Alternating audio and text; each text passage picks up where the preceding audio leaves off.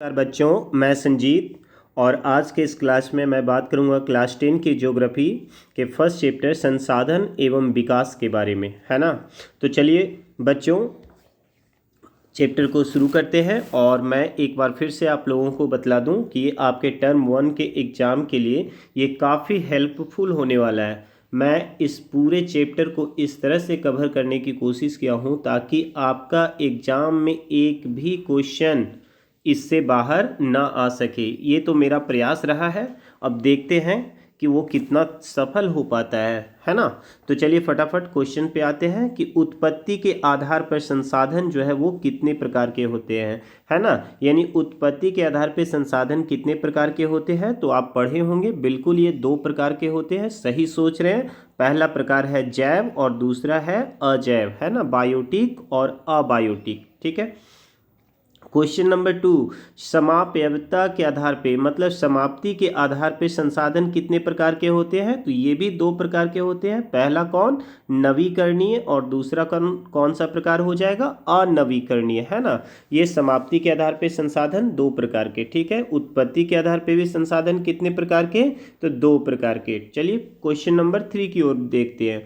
विकास के आधार पर, है ना, यानी डेवलपमेंट के आधार पर संसाधन कितने प्रकार के होते हैं, तो यहां पर आपको याद रखने की आवश्यकता है कि विकास के आधार पर संसाधन जो है वो 4 प्रकार के होते हैं। पहला संभावी, दूसरा विकसित, तीसरा भंडार और चौथा संचित, है ना।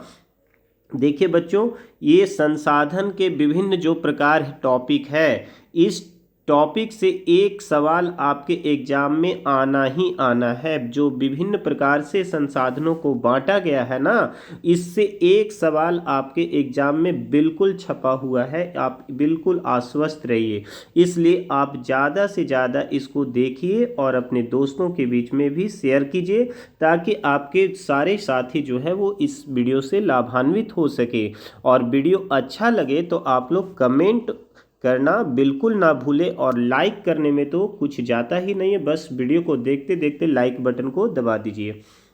नेक्स्ट क्वेश्चन, पवन ऊर्जा, जल, वन और वन्य जीवन किस प्रकार के संसाधन हैं।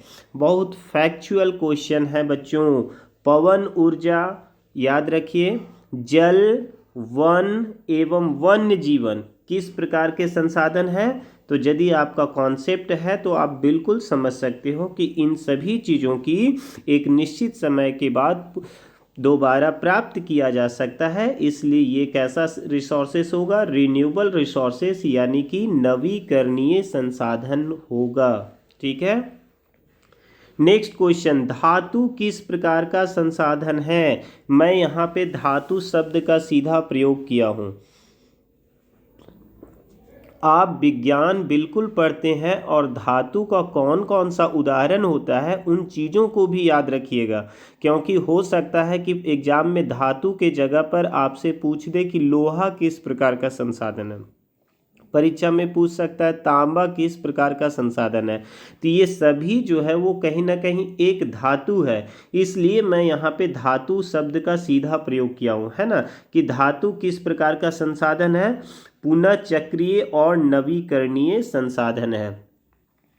जीवाश्म ईंधन किस प्रकार के संसाधन है। जीवाश्म ईंधन किस प्रकार के संसाधन है, तो अचक्रीय और अनवीकरणीय संसाधन है। ठीक है। ये क्वेश्चन बहुत फैक्चुअल है। किसी देश की राजनीतिक सीमा से बहुत सारे बच्चे इस क्वेश्चन में गलती कर सकते हैं, लेकिन यदि आप पढ़ के जाओगे 2 बार तो बिल्कुल आपको कहीं कोई प्रॉब्लम नहीं होगा। कि किसी देश की राजनीतिक सीमा से समुद्र में कितने किलोमीटर की दूरी तक का क्षेत्र राष्ट्रीय संसाधन के अंतर्गत आता है। जैसे मैं बतला दूं कि जैसे ये आपका इंडिया का ये मैप है और यहाँ पर से आप जान रहे हो कि ये इधर अरेबियन सी है और ये हमारा तट है, यानी कोस्टल एरिया है, यानी स्थल की ये सीमा है। तो इस पॉइंट से कितनी दूरी तक समुद्र में हमारा जो भी संसाधन होगा वो राष्ट्रीय संसाधन के अंतर्गत आएगा। तो याद रखिएगा 19.2 किलोमीटर या 12 समुद्री मील की दूरी तक। ठीक है। नेक्स्ट क्वेश्चन है कि जल जो है वो किस प्रकार का संसाधन है। है ना। जल किस प्रकार के संसाधन का उदाहरण है, तो इसका भी सीधा जवाब होगा भंडार का, क्योंकि भंडार क्या है मैं अपने वीडियो में यूट्यूब पे जो अपलोड है हमारे चैनल पे उसमें आप देख लीजिए कि भंडार को किस तरह से डिफाइन किया गया है, या फिर आप पहले के क्लासेस में बिल्कुल ऐसा पढ़े होंगे कि भंडार कैसा संसाधन है। नेक्स्ट सवाल, ये भी फैक्चुअल क्वेश्चन है। ये ऐसे क्वेश्चन में बच्चे जो है ना वो सामान्यतः फंस जाते हैं, लंबे प्रश्नों को देख के बच्चे जो है ना वो कंफ्यूज हो जाते हैं, इसीलिए मैं इन सभी तरह के प्रश्नों का आपको एक्सरसाइज करा रहा हूँ। कि भारत के पश्चिमी भाग विशेषकर राजस्थान, तो भारत का पश्चिमी भाग आप समझ रहे हो कौन कौन सा स्टेट की बात हो रही है, राजस्थान और गुजरात में पवन और सौर ऊर्जा संसाधनों की अपार संभावना है। मतलब यहाँ पे सोलर एनर्जी और विंड एनर्जी का काफ़ी पॉसिबिलिटी है, परंतु इनका सही ढंग से अभी भी उपयोग नहीं हो रहा है। इन क्षेत्रों के लिए पवन ऊर्जा और ये जो सौर ऊर्जा है तो वो किस प्रकार का संसाधन कहलाएगा, बात को समझिए। यानी गुजरात और राजस्थान में पवन ऊर्जा और सौर ऊर्जा बहुतायत मात्रा में है, परंतु इसका अभी भी बहुत ज़्यादा उपयोग नहीं हो रहा है। तो आप पढ़े होंगे जब संसाधनों का वर्गीकरण, तो उसमें आपको पढ़ना था कि जब कोई भी संसाधन बहुतायत मात्रा में पाया जाता है परंतु उसका वर्तमान में बहुत ज़्यादा उपयोग नहीं हो रहा हो, तो वैसे संसाधन को हम लोग कहते हैं संभावित संसाधन कहते हैं। यानी पवन ऊर्जा और सौर ऊर्जा राजस्थान और गुजरात के लिए कैसे संसाधन होंगे, संभावित संसाधन होंगे। ठीक है। नेक्स्ट, विकास का वह स्वरूप, ये सब फैक्चुअल क्वेश्चन है। बच्चे ऐसे प्रश्नों में ज़्यादातर गलती करते हैं, मैं बार बार कह रहा हूँ कि विकास का वह स्वरूप जिसमें पर्यावरण को बिना नुकसान पहुँचाए एवं वर्तमान विकास की प्रक्रिया भविष्य की पीढ़ियों की आवश्यकता की अवहेलना न करे, इसे क्या कहते हैं, यानी यह क्या कहलाता है, तो ये क्या कहलाता है, सतत पोषणीय विकास कहलाता है ना। कि डेवलपमेंट का काम होना चाहिए परंतु इस कदर ना होना चाहिए जिससे आने वाली भविष्य की पीढ़ियां जो है वो प्रभावित हो जाए। ठीक है। नेक्स्ट सवाल है कि पृथ्वी शिखर सम्मेलन किस वर्ष हुआ। इंपॉर्टेंट क्वेश्चन है कि पृथ्वी शिखर सम्मेलन किस वर्ष हुआ है, तो पृथ्वी शिखर सम्मेलन कब हुआ है, 1992 ईस्वी में हुआ है। पृथ्वी शिखर सम्मेलन कब हुआ है बच्चों, 1992 में हुआ है। ठीक है। नेक्स्ट सवाल है, पृथ्वी शिखर सम्मेलन से संबंधित जितने भी तरह के सवाल बन सकते हैं मैं सभी प्रश्नों का चीर-फाड़ कर दिया हूं। यानी कि आप कह सकते हो कि मैं संसाधन जो ये जो चैप्टर है आपका संसाधन और विकास, इस पूरे चैप्टर का समझिए कि मैं पोस्टमार्टम कर दिया हूं ताकि एक भी क्वेश्चन जो है वो छिप के ना रह सके, सारे के सारे प्रश्न आपके बीच आ जाए। पृथ्वी शिखर सम्मेलन कहाँ हुआ था, तो पृथ्वी शिखर सम्मेलन कहाँ हुआ है, ब्राजील के रियो डी जेनेरियो शहर में। ठीक है, याद रखिएगा पृथ्वी शिखर सम्मेलन मतलब ब्राजील के रियो डी जेनेरियो में। ठीक है। आइए बढ़ते हैं नेक्स्ट सवाल की ओर कि एजेंडा 21 किस पर्यावरण सम्मेलन का परिणाम था, यानी किस पर्यावरण सम्मेलन में एजेंडा 21 का निर्धारण किया गया था, तो पृथ्वी शिखर सम्मेलन 1992 है ना। आइए नेक्स्ट पेज की ओर हम लोग आते हैं। भूमंडलीय वन सिद्धांत को अपनाने पर किस सम्मेलन में सहमति जताई गई, यानी किस पर्यावरणीय सम्मेलन में इस बात पे चर्चा की गई कि हम लोग भूमंडलीय वन सिद्धांत को अपनाएंगे, तो इसका भी सही जवाब होगा पृथ्वी शिखर सम्मेलन 1992। ठीक है।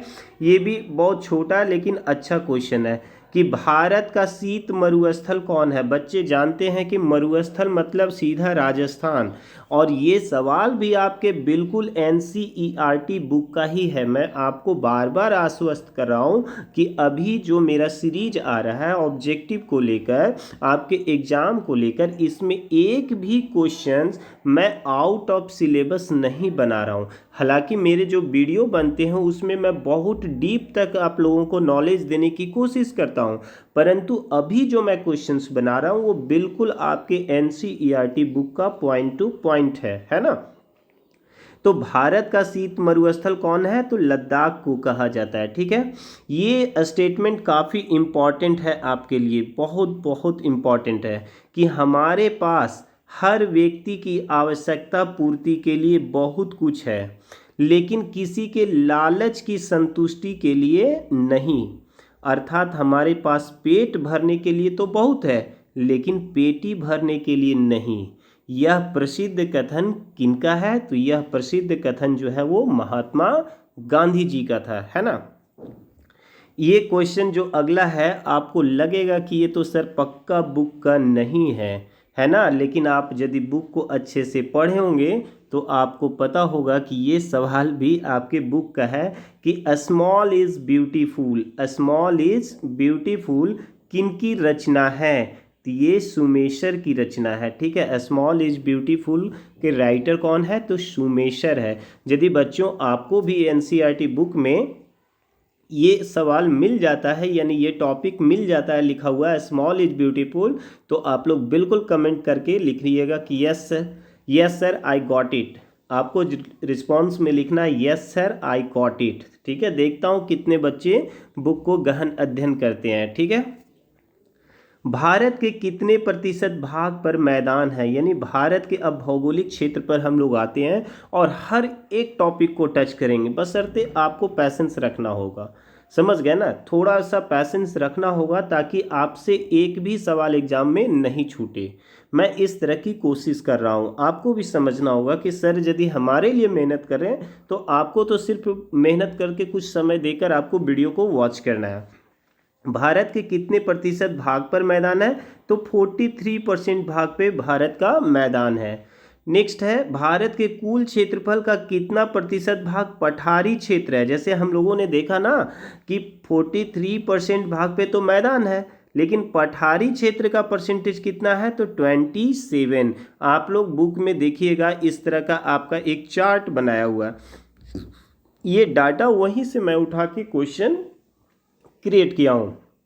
नेक्स्ट सवाल है कि भारत का कुल भौगोलिक क्षेत्रफल कितना है? आप 9 क्लास में भी पढ़े होंगे इस सवाल को, और आपके 10 क्लास के बुक में भी है कि भारत का कुल भौगोलिक क्षेत्रफल कितना है? 32.8 लाख वर्ग किलोमीटर। ठीक है, मोस्ट इम्पॉर्टेंट सवाल एक बार फिर से कि भारत में सबसे पहले राष्ट्रीय वन नीति कब बना? तो 1952। यानी भारत में राष्ट्रीय वन नीति सबसे पहली बार कब बनी? स्वतंत्रता के बाद की बात कर रहा हूँ, तो 1952। वर्तमान समय में भारत का कितना भूमि निम्नीकृत है? तो 13 करोड़ हेक्टेयर भूमि जो है वो आज भारत का निम्नीकृत है, मतलब बेकार है। ठीक है, नेक्स्ट सवाल कि झारखंड में, छत्तीसगढ़ में, मध्य प्रदेश में एवं उड़ीसा में भूमि निम्नीकरण का मुख्य कारण जो है वो क्या है? यानी झारखंड में जो भूमि की गुणवत्ता में खराबी आई, छत्तीसगढ़ में जो भूमि का निम्नीकरण हुआ, ठीक इसी प्रकार मध्य प्रदेश और उड़ीसा में भी जो भूमि की क्वालिटी में खराबी आई, उसका वजह क्या है? तो इसका सीधा वजह है खनन, यानी माइनिंग की वजह से। आप झारखंड में रहते हो बच्चों, आप देखिए ना कि झारखंड में कितना खनिज है और कितने माइंस है, तो इस वजह से भूमि का क्या होता है? निम्नीकरण होता है ना। तो झारखंड, छत्तीसगढ़, मध्य प्रदेश और उड़ीसा में भूमि का निम्नीकरण का सीधा वजह कौन सा है? खनन, यानी कि माइनिंग। ठीक है, नेक्स्ट सवाल की ओर हम लोग बढ़ते हैं। पंजाब, हरियाणा और पश्चिमी उत्तर प्रदेश में भूमि निम्नीकरण का मुख्य कारण क्या है? तो अति सिंचाई। यहाँ पर शायद विजिबिलिटी में आपको प्रॉब्लम हो रही हो, लेकिन आपके एनसीईआरटी बुक में भी ये ऑब्जेक्टिव सवाल है कि पंजाब, हरियाणा और पश्चिमी उत्तर प्रदेश में भूमि निम्नीकरण का जो मुख्य कारण है वो क्या है? तो अति सिंचाई, मतलब बहुत ज़्यादा सिंचाई करने की वजह से। नेक्स्ट सवाल है कि सीमेंट उद्योग में किस खनिज का प्रयोग किया जाता है? तो सीमेंट उद्योग में किस खनिज का प्रयोग किया जाता है? चूना पत्थर का प्रयोग किया जाता है। ठीक है, अब नेक्स्ट सवाल जो आपके हैं वो मृदा से संबंधित है, क्योंकि आपको विभिन्न प्रकार की मृदा भी पढ़ना है। और मैं एक बार फिर से आपको विश्वास दिला दूं कि मृदा से भी एक सवाल आना ही आना है, ये 100% गारंटी मैं दे रहा हूँ। 1 सेंटीमीटर गहरी मृदा का निर्माण में कितने समय लग जाते हैं? लाखों वर्ष लगते हैं। ठीक है। नेक्स्ट है सतलज, गंगा, ब्रह्मपुत्र और उसकी सहायक नदियों के द्वारा बहाकर लाए गए निक्षेपों से किस मृदा का निर्माण होता है? तो जलोढ़ मृदा का निर्माण होता है। और मैं बताऊं कि जलोढ़ मृदा के बारे में यानी सभी मृदा के बारे में मैं यूट्यूब पे एक अलग अलग टॉपिक वाइज मैं वीडियो बना के अपलोड किया हूं। यदि आपको इसका कॉन्सेप्ट मृदा का बनाना है पूरा डिटेल में तो एक बार आप अवश्य हमारे चैनल पे विजिट कीजिए और इन चीज़ों को देखिए, मृदा से संबंधित वीडियो को देखिए। यदि आपको अच्छा लगे तो आप चैनल को सब्सक्राइब करिए। पहले आप देखिए, अच्छा लगे तब सब्सक्राइब करिए। ऐसा नहीं कि मैं पहले कह रहा हूं कि आप सब्सक्राइब करिए। भारत के उत्तरी मैदान का निर्माण किस मृदा से हुआ है? तो याद रखिएगा पूरा उत्तरी मैदान जो है ना वो जलोढ़ मृदा से निर्मित है। ठीक है। मैं बतलाया भी हूँ काफ़ी डिटेल में, मैं इन चीज़ों पे डिस्कशन किया हूँ, लेकिन अभी मैं ऑब्जेक्टिव सवाल कर रहा हूँ इसलिए बहुत डिटेल में यहाँ पर नहीं जा सकता हूँ। सबसे अधिक उपजाऊ मृदा कौन है? सबसे मोस्ट फर्टाइल सॉइल कौन है? दुनिया में सबसे ज़्यादा उपजाऊ मिट्टी जलोढ़ मिट्टी को मानी जाती है। जलोढ़ मृदा कितने प्रकार की होती है? तो जलोढ़ मृदा 2 प्रकार की होती है, खादर और बांगर। यही आप समझ लीजिए, खादर को नई जलोढ़ कहते हैं, बांगर को पुरानी जलोढ़ कहते हैं। ठीक है। खादर को नई जलोढ़ और बांगर को पुरानी जलोढ़। ये भी सवाल पूछ सकता है कि नई जलोढ़ मृदा को क्या कहते हैं। देखिए हालांकि मैं क्वेश्चन में इंक्लूड कर दिया हूँ। ठीक है ना। नई जलोढ़ मृदा को किस नाम से जानते हैं? तो नई जलोढ़ मृदा को खादर के नाम से जानते हैं। नेक्स्ट, किस मृदा में नाइट्रोजन, फास्फोरस, पोटास और चूना पाया जाता है? ठीक है। किस मिट्टी में नाइट्रोजन, फास्फोरस, पोटास एवं चूना की प्रचुरता होती है? तो इसका भी सीधा जवाब होगा जलोढ़। ठीक है। नेक्स्ट, जलोढ़ मृदा से ही संबंधित कि महानदी गोदावरी, कृष्णा, कावेरी नदियों के डेल्टाई क्षेत्र में ये सारी नदियां जो है वो प्रायद्वीपीय क्षेत्र की नदियां हैं। आप लोग पढ़े होंगे 9 क्लास में प्रायद्वीपीय पठार, है ना। तो प्रायद्वीपीय पठार यहाँ पे सेंट्रल हाईलाइंस हो गया और ये डेक्कन प्लेट्यू का पार्ट हो गया जो जिसका शेप ट्रायंगुलर है। और इसी क्षेत्र में कृष्णा, कावेरी, गोदावरी महानदी बहती है और इनके डेल्टाई क्षेत्र में भी कौन मिट्टी पाई जाती है? तो जलोढ़ मिट्टी पाई जाती है। ठीक है। नेक्स्ट सवाल है कि रेगर मृदा किसे कहते हैं? वेरी वेरी इंपॉर्टेंट, याद रखना बच्चों। रेगर मृदा काफ़ी आपके लिए इंपॉर्टेंट है कि रेगर मृदा किसे कहते हैं? तो रेगर मृदा काली मिट्टी को कहते हैं। ठीक है। इसी प्रकार काली कपासी किसका नाम है? तो काली मिट्टी का ही नाम है। बेसाल्ट चट्टानों के अपक्षयन से यानी बेसाल्ट चट्टान के टूटने फूटने से किस मिट्टी का निर्माण होता है? तो काली मिट्टी का ही निर्माण होता है। कपास की खेती के लिए सबसे बेहतर मृदा कौन है? तो क से कपास, क से काली, याद रखिएगा। कपास के लिए सबसे अच्छी मिट्टी कौन है? तो काली मिट्टी है। क से काली, क से कपास, याद रखिएगा। किस मृदा के कारण सॉरी कारण नहीं होगा, कण होगा, यहाँ टाइपिंग मिस्टेक है। किस मृदा के कण बहुत महीन होते हैं एवं उनमें, यहाँ पर भी मिस्टेक है, 2 जगह मैं यहाँ पे टाइपिंग मिस्टेक हो गया, यहाँ कण होगा और यहाँ उनमें होगा। नमी धारण करने की क्षमता अधिक होती है एवं इनमें कैल्शियम कार्बोनेट, मैग्नीशियम, पोटास और चूने जैसे पौष्टिक तत्व पाए जाते हैं। तो किस मृदा में ये सारी चीज़ें पाई जाती है? तो काली मृदा में ही ये सारी चीज़ें पाई जाती है, याद रखना है। किस मृदा की जुताई मानसून प्रारंभ होने से पहले ही कर दी जाती है? तो काली मिट्टी, क्योंकि ये गर्मी में फट जाती है, दरार ज़्यादा आ जाती है और जब वर्षा हो जाती है तो ये मिट्टी जो है वो काफ़ी चिपचिपा हो जाती है, जिस वजह से इसकी जुताई करना संभव नहीं होता है, काफ़ी परेशानी वाली हो जाती है। नेक्स्ट सवाल है, आग्नेय चट्टान के अपक्षयन से किस मृदा का निर्माण होता है? तो आग्नेय चट्टान का अपक्षयन से लाल मिट्टी का निर्माण होता है। याद रखिएगा, बेसाल्ट टूटेगा तो काली बनेगा, आग्नेय टूटेगा तो लाल मिट्टी बनेगा। ठीक है। झारखंड, अपना झारखंड, उड़ीसा, छत्तीसगढ़, ये सब में कौन मिट्टी? तो लाल मिट्टी। झारखंड में रहते हो तो फिर सोचना ही नहीं है कि यहाँ कौन मिट्टी सबसे ज़्यादा है, तो लाल मिट्टी है। लाल मिट्टी का रंग पीला किस कारण से हो जाता है, तो जल योजन के कारण, मतलब पानी की वजह से। लाल मिट्टी की प्रकृति कैसी होती है, तो लाल मिट्टी की प्रकृति अम्लीय होती है। इसका पीएच वैल्यू जो होता है वो 7 से कम होता है, ठीक है। और पीएच वैल्यू क्या होता है, आप साइंस के स्टूडेंट हैं, आपको मुझे बताने की आवश्यकता नहीं है। लैटेराइट मृदा का रंग कैसा होता है, तो लैटेराइट मृदा का रंग जो है ना, वो घर में जो ईंट है ना आपका मिट्टी वाला ईंट, तो ईंट का कलर कैसा होता है, बिल्कुल लैटेराइट मिट्टी का रंग भी उसी के कलर के समान होता है। लैटेराइट शब्द किस शब्द से बना है, तो लैटेराइट शब्द ग्रीक भाषा के लैटर शब्द से बना है। लैटेराइट शब्द किस भाषा से, ग्रीक भाषा के लैटर शब्द से बना है, और इसका मतलब होता है ईंट के समान लाल, ठीक है। किस मृदा में ह्यूमस नहीं पाया जाता है, तो किस मृदा में ह्यूमस नहीं पाया जाता है, लैटेराइट में। याद रखिएगा, यह मिट्टी जो है वो चाय की खेती के लिए, कॉफ़ी की खेती के लिए, काजू की खेती के लिए ये काफ़ी बेहतर होती है, और साथ ही साथ गरम मसालों की खेती के लिए भी लैटेराइट मिट्टी सबसे बेहतर होती है। लौह अयस्क किस प्रकार का संसाधन है, तो लौह अयस्क अनवीकरणीय है। ज्वारीय ऊर्जा किस प्रकार का संसाधन है, पुनः चक्रीय। ये एनसीईआरटी का कंटेंट है क्वेश्चन। किस राज्य में सीढ़ीदार सोपानी कृषि की जाती है, तो सीढ़ीदार सोपानी कृषि उत्तराखंड में की जाती है। ये सारे सवाल आपके एनसीईआरटी बुक के ही थे, जिसको भी मैं इसमें इंक्लूड कर दिया ताकि कोई भी सवाल आपका छूटे नहीं। तो बच्चों, यदि आपको वीडियो पसंद आया तो एक बार लाइक बटन दबाएंगे, और चैनल को सब्सक्राइब नहीं किए हो तो चैनल को सब्सक्राइब कीजिए। अभी तो बहुत सारे वीडियोज आपके लिए मैं बनाने वाला हूं, और अपने दोस्तों के बीच में शेयर अवश्य कीजिए। तब तक के लिए गुड बाय।